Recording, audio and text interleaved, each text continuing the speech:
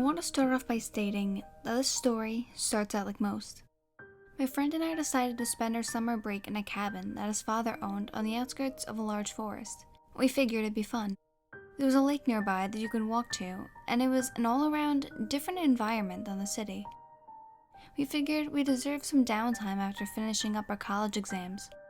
Some time fishing and swimming in the lake, and some fresh air would do us some good. Frankie and I had been friends since we were really young, and although we grew apart personality-wise, we've always stayed in touch.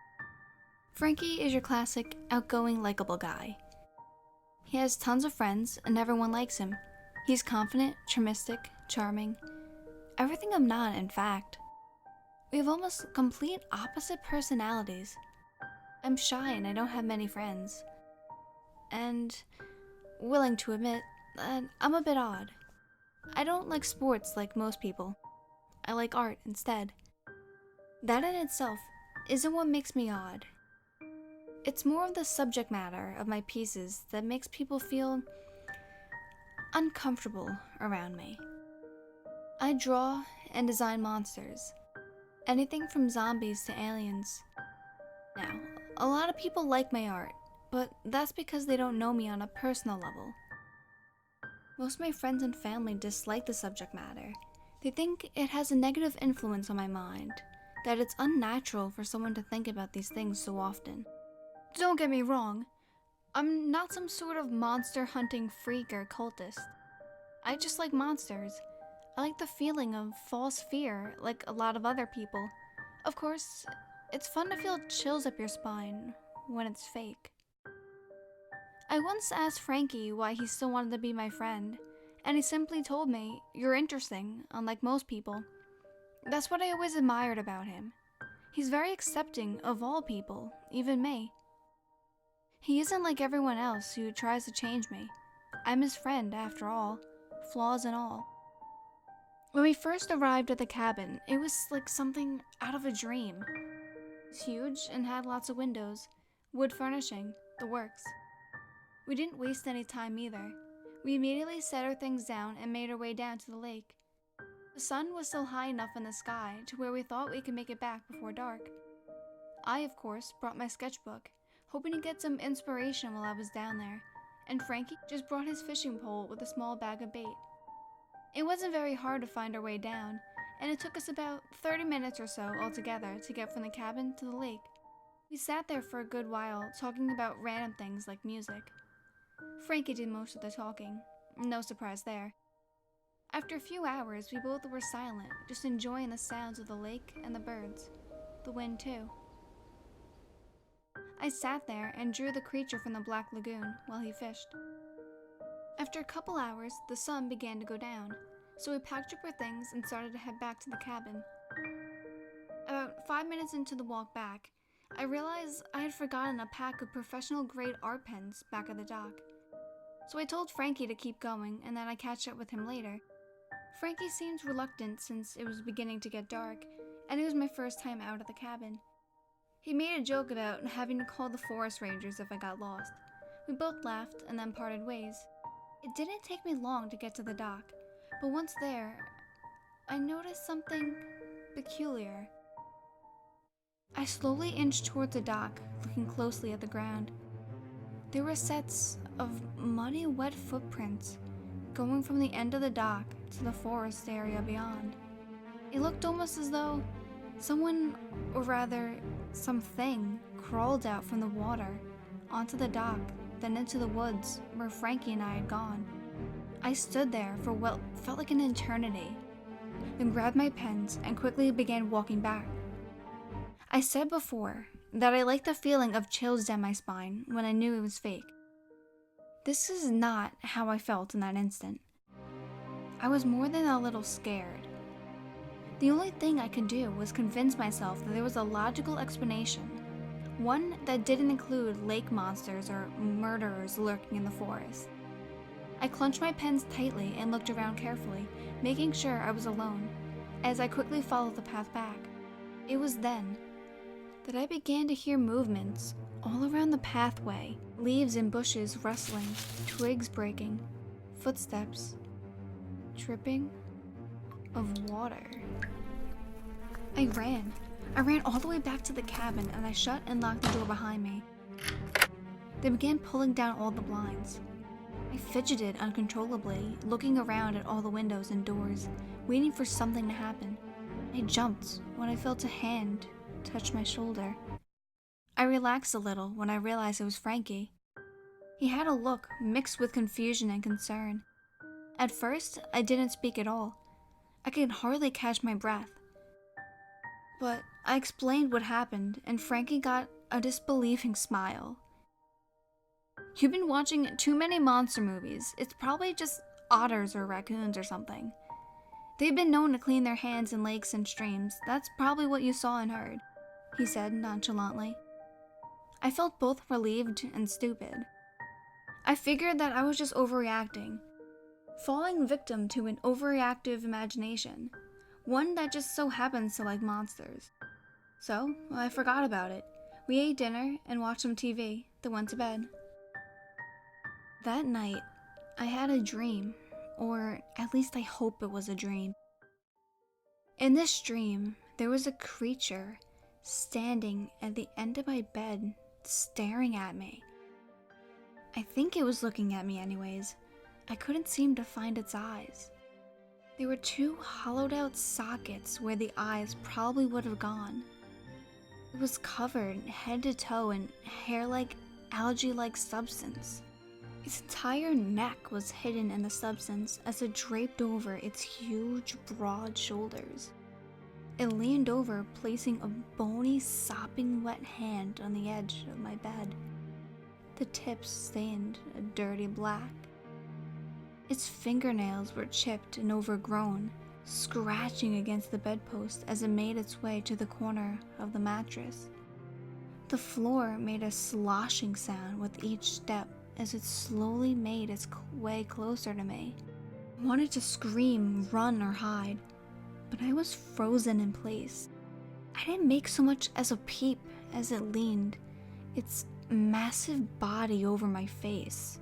Water dripped from its body onto my face and arms, accompanied by a few tiny black water beetles that squirmed when they landed on the bed.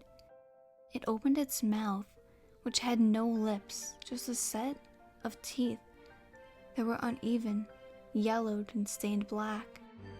I watched as the water dripped from its jaw, followed by one of its black stained teeth landing right in the middle of my chest. It leaned its face inches from mine, and it was then I noticed the unbearable stench of tobacco. It made me feel sick to my stomach. Everything went silent. The only sounds were that of its labored breathing and my own heartbeat. My eyes widened and I felt cold and scared. I could hardly contain my fear any longer. The room started spinning and my vision grew cloudy and dim. My own breathing became shaky and uneven. Within seconds, my eyes rolled back into my head and I was unconscious. Yet again. But I could have sworn that in those last fleeting moments, I heard the words, "You're mine," slip coarsely from its throat. I woke up in a cold sweat that morning. I stumbled out of bed and sat against the wall, trying to calm myself down. It was just a really bad dream. Just a dream. It was just a dream. It had to be a dream, right? A result of just too many monster movies, right? Once I had calmed down a little, I went to the bathroom and took a shower before going to the kitchen to get some breakfast. Frankie was already downstairs making himself some eggs and bacon. And honestly, eggs and bacon sounded pretty good right about then. The sun was a comforting sight as I reached the kitchen table. When Frankie noticed me, he gave me a quick smirk before asking, "See anything spooky this morning?" I frowned slightly. I knew he was joking, but the memory of what happened that night was too fresh in my mind to ignore completely. I shrugged and managed to pull a quick smile before picking up my drawing pad to help distract me. Frankie gave me a dissatisfied expression, as if he were hoping that joke would be funnier, then went back to his eggs and bacon. "You want some?" he asked. I answered eagerly to try and lighten the mood. "Yes, finally, I thought you'd never ask. I was about to starve to death over here." We both laughed and began to poke fun at one another back and forth. It was almost as if things went back to normal. In my absent-mindedness, I had drawn something I hoped I would never see again. I didn't notice until I was completely finished with the sketch. Those two empty sockets that haunted my dreams. I immediately shut the book and put it aside. How in the world could I draw that without even realizing it? Art isn't a thoughtless process. You have to know what you're drawing in order to actually draw it properly. So, why did I want to draw it? My eyes drifted slightly over to my hand, noticing something even more alarming. The tips of my fingers had a yellowish tinge, accompanied by small black stains in between my index and middle finger. At first, I thought it was just ink, but none of my pens were leaking at all. How in the world did my fingers get like that? Thankfully, Frankie had finished the eggs and bacon before my thoughts could develop any further. Once we finished eating, Frankie suggested that we go to the lake and do some more fishing, and maybe even go swimming. I was reluctant, but I wanted to do anything in my power to forget my fears, so I eventually agreed. I put on my bathing suit and tried to wash the black stains off my fingers in vain. It wouldn't come off though. I don't know how, but I managed to convince myself it was just ink, and that I probably overlooked a pen. I mean, it made enough sense, right? I grabbed my sketchpad out of habit, which was sitting open to a blank page on the kitchen table. I shrugged, figured Frankie had probably looked at it while I was getting dressed. I honestly wasn't planning on doing any swimming, but it was easier to refuse Frankie's encouragements at the lake than at the cabin. We both headed down to the lake once we gathered our things. Frankie seemed at ease in the outdoors, but I kept an eye out for anything peculiar. I couldn't ignore the nagging feeling that something was wrong. Everything seemed normal once we got to the dock. The sun was out, the sky was a bright blue, and the lake looked inviting. Perhaps it was all in my imagination. Frankie was ecstatic when he saw the lake. He hurriedly placed his gear down, took his shirt off, and jumped in. He swam around with a huge grin on his face, looking up at me from the water. "Come on in, the water feels great. Just the right temperature. I'll race you to the middle and back." He motioned me to join him, but I hesitated. I was still uneasy despite how normal everything seemed. Maybe in a little bit. I have some ideas I want to draw out first. Frankie tried a few more times to convince me, but ended up swimming alone out where it was deeper. I sat down and opened my drawing pad, flipping the pages to find the last unused page. Once I got to the page, I froze. There was a picture already there. That hadn't been there before. I didn't draw it. I know Frankie didn't draw it. There was no way he could have. I was holding my drawing pad the entire way to the lake. I stared at it, feeling a chill run down my spine. It was a picture of a boy sitting on the dock, looking at a large book, much like my own. But there was a giant, dark figure behind them. I noticed a large shadow begin to slowly cover my book and everything seemed to move in slow motion. I couldn't hear the singing of the birds anymore, but I could hear Frankie yelling my name and yelling about something. I couldn't really hear what he was saying, but I think I already knew. Water dripped onto my drawing pad and my shirt. The smell of tobacco filled the air. My eyes were beginning to water in fear as I slowly gazed up to those empty sockets staring straight back at me. My eyes widened in fear. I tried to run, but it grabbed my leg and yanked me down. It grabbed at the edge of the dock, but it pulled me with such force that I couldn't help but let go. It began to drag me into the forest. I screamed, commanded it to let me go, but it didn't even look back at me. I could hear what seemed to be slurred mumbling coming from its mouth. It yanked me along forcefully as I grabbed at anything I could. I scraped at the ground till my hands and arms were covered in dirt, cuts, and bruises, but it made no difference. I continued screaming, hoping someone would hear me, but no such luck. Suddenly, a small shack came into view. It looked as if it had been abandoned for decades. I was surprised it was even still standing. It looked as if it would fall apart at any given moment. It stopped at an old storm cellar, which it opened with its free hand. It dropped my leg, and I immediately tried to run, but within seconds, it grabbed my shoulder and threw me back down and into the cellar. I fell down the stairs and hit my head hard on the floor. I sat there, staring at the ceiling as the world spun. I heard the creature laugh with a scratchy, breathy voice as it slammed the door shut. I was out cold within minutes. I don't know how long I was out, but by the time I woke up, it was dark. My head was throbbing, and I could feel a warm substance trickle down the side of my face and into my hair. I tried to sit up, but that made me feel even worse.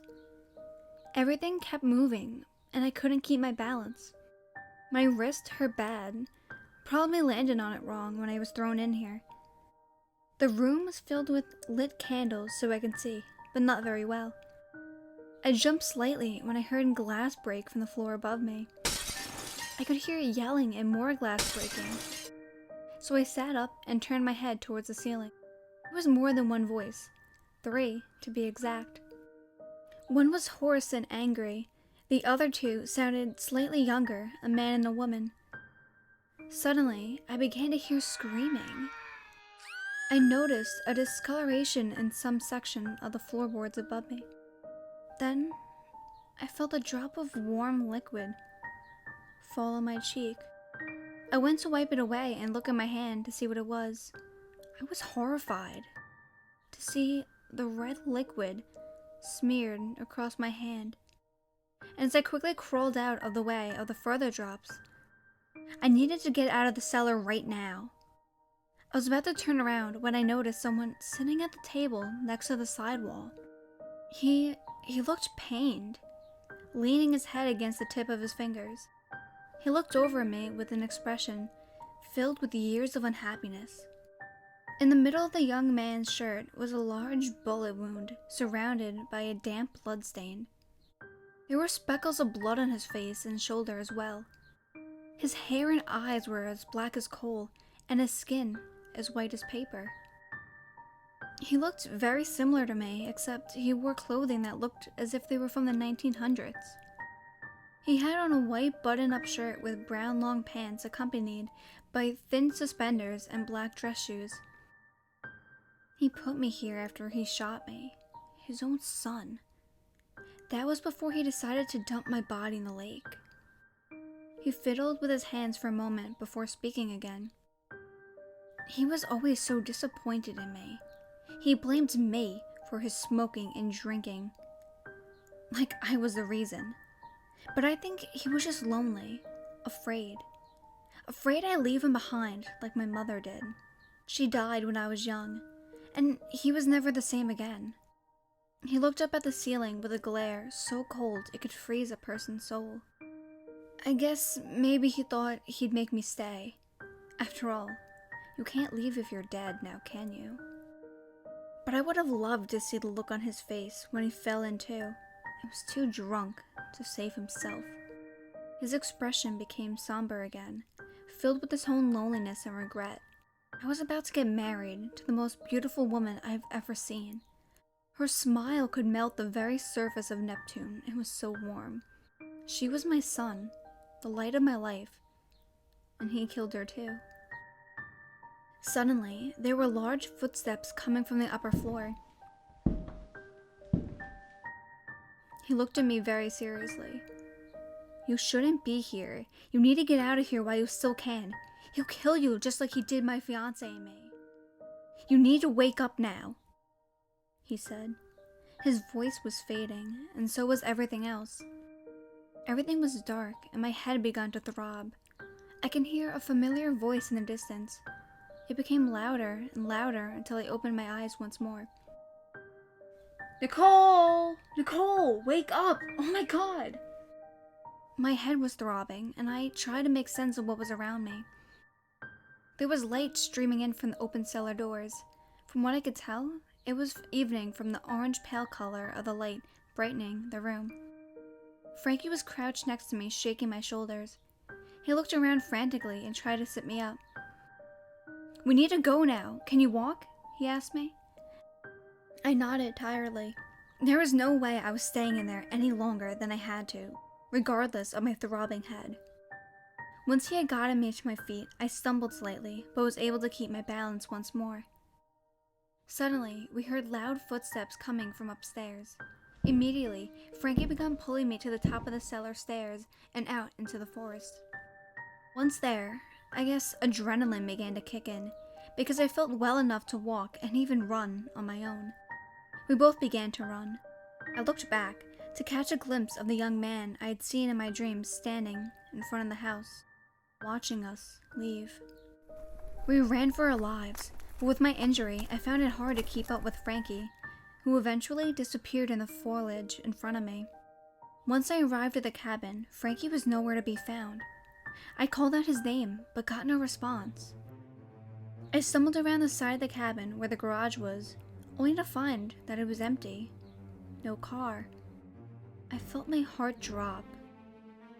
I could suddenly hear the sloshy footsteps inching closer from the forest beyond, coming from the direction of the old shack. I backed up desperately as I saw the grim figure edge out of the forest and towards me. Its head twitched slightly as it tried to form a sick, twisted smile. "Found you," it wheezed heavily. Out of nowhere, I hear a car horn approaching from the driveway. Frankie pulled up the car with a screech and shouted at the window, "Get in!" I jumped in and we sped away. Away from that creepy shack, away from the ghosts. And we kept driving all the way until we reached the city, where we visited a hospital and a police station. We, of course, did not mention anything about the eyeless creatures and ghosts. We told them there was a crazy man that stalked us and attacked us, who lived in the nearby shack. They visited the area, but they didn't find any man or creature. But due to the age of the shack, they deemed it unsafe for the public and had it torn down. They also did a search of the cabin for any clues, and found a peculiar item in my room. Hidden in the covers of the bed, they found a small black stained tooth, which they kept as the one and only evidence they ever found that anything had ever been to or around the cabin. During the investigations, Frankie and I did go back to gather our belongings. We were both uneasy at first, but figured it'll be alright with a group of armed police with us. Nothing out of the ordinary happened while we went back. I'm hoping the destruction of the shack made the creature, spirit, whatever it was, move on as well as the people he killed. It took me ages to gain my nerve to open up my drawing pad again. To my surprise, all the pictures of the creature were gone, along with the black and yellow stains that had been on my fingers. Hey, at least I'll have a good material to work with now.